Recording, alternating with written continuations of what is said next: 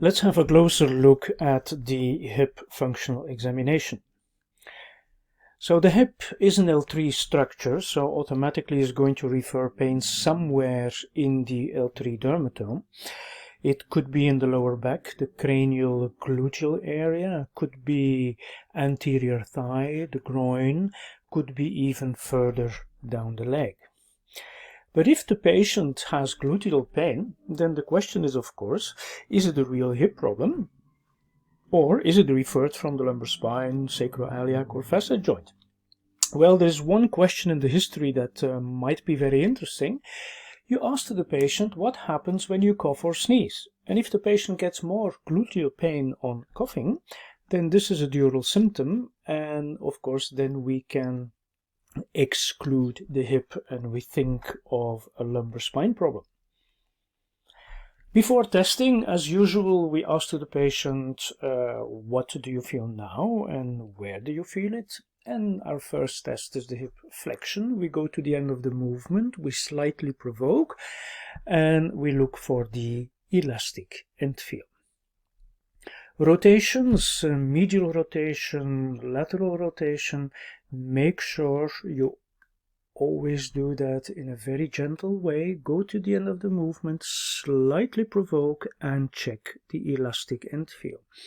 If we use too much force, then this is not a hip test anymore, but then this becomes also a sacroiliac pain provocation test. And at this point, this is not the purpose, of course. Passive abduction could be positive if the patient has bursitis trochanterica. Passive adduction could also be positive if the patient has a lesion of the tractus iliotibialis. Resisted hip flexion, we perform that from 90 degrees hip flexion because we would like to put more stress on the psoas instead of the quadriceps. Resisted extension, theoretically we are testing the gluteal muscles, but a real symptomatic gluteal muscle lesion is rather rare. So if this test is positive, we mainly think of compression of an inert structure, so most likely it's related with some bursitis. Resisted abduction, we test gluteus medius, could also be positive in case of a bursitis or a fracture. Resisted adduction, we focus on adductor or a pubis lesion. For what is concerned the passive extension, make sure you have a contact proximal on femur and not on the gluteal area, because I would like to avoid extra sacroiliac involvement. So a nice passive hip extension. Also make sure that the leg of the patient is an extension so that we don't have too much tension also on quadriceps. We already did a passive medial rotation, but we're going to repeat it now simultaneously bilaterally, because this has one big advantage. We can immediately see if one side is limited, yes or no, and at the same time we can check the end feel. Normally it's elastic, but if the patient has a beginning arthrosis, the very first movement which is limited is going to be medial rotation with a harder end feel. So with this test, you discover that immediately. The original capsular pattern as described by Syriacs has a problem with validity. I explained you that in some introductory lecture on orthopedic medicine. So we have to adapt that capsular pattern. And what are the two main important elements? Well, it's the medial rotation and the flexion. Both of them are limited, but medial rotation is more limited than flexion. Then we have some more resisted tests, resisted rotations. They could be positive in case of some bursitis. Resisted knee flexion, we think of the hamstrings. Resisted knee extension, we think of quadriceps. And one extra test is, for instance, adduction from a 90 degrees flexion position, this is the test in case of a psoas bursitis, then that's going to be quite painful for the patient. We can also discover some inherent unlikelihoods, which sometimes appear in case of patients which seem to have a big psychogenic component. And one of those things is the patient walks in with his hip, let's say, blocked in medial rotation, and actually there's no reason to do so, if there is no neurological complication. And another little thing is we do the resisted hip flexion and we find force 0. This is not normal. Yeah, I asked the patient, flex your hip as hard as you can, and nothing happens.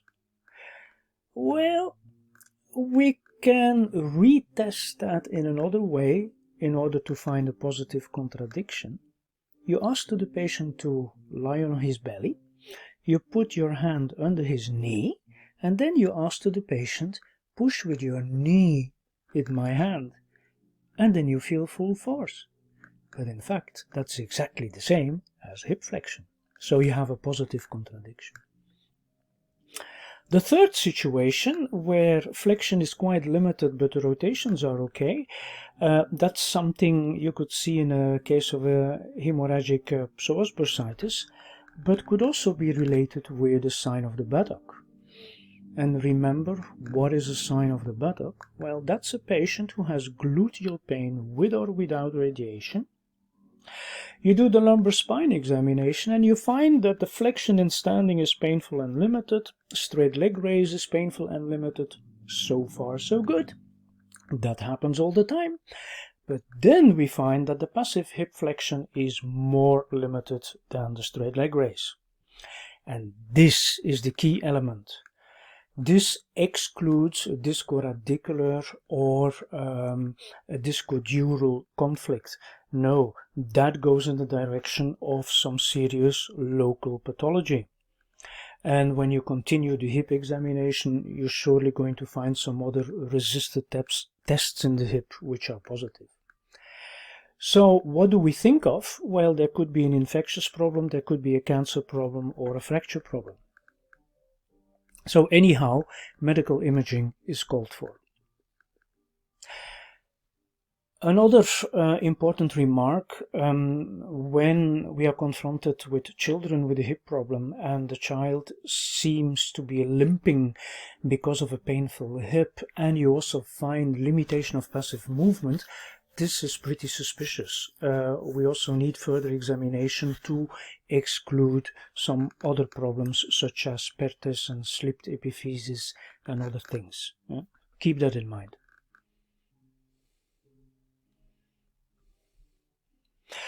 Age can also be determining. Some pathologies occur more at a particular age than on an older age. Of course, as from the age of 50, arthrotic problems are going to be more common. When you are seeing children, then other problems are going to be more common. That's logical. Perhaps the patient is describing a claudicatio problem. And you know the story from intermittent claudicatio. The patient is walking for some time and then he gets gluteal pain. And then he has to sit. And in a few minutes the pain goes away and he can walk again for a certain distance and the pain is coming back. And then he has to stop again. And the story repeats itself all the time. So where exactly is the claudicatio problem? Of course, I don't know. We need further examination to determine that.